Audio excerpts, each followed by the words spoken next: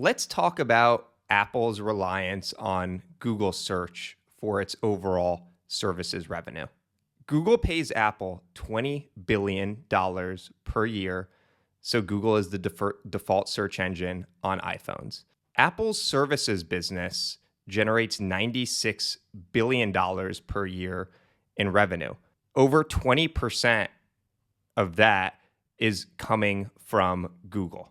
So Google's stock was slammed on May 7th when Eddie Q, one of the head of services from Apple, came out and said, we may not use Google in the future as the default search engine.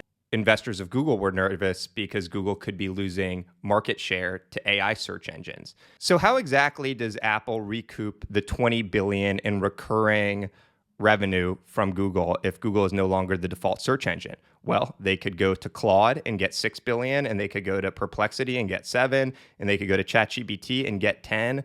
So there are ways that Apple can recoup that $20 billion.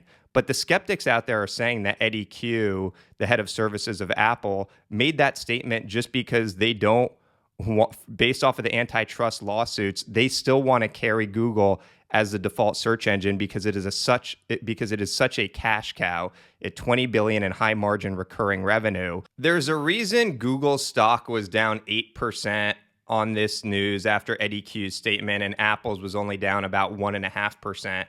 And the reason is because there are ways for Apple to recoup the $20 billion, but if market share is going away from Google on search, that's going to be hard to recoup.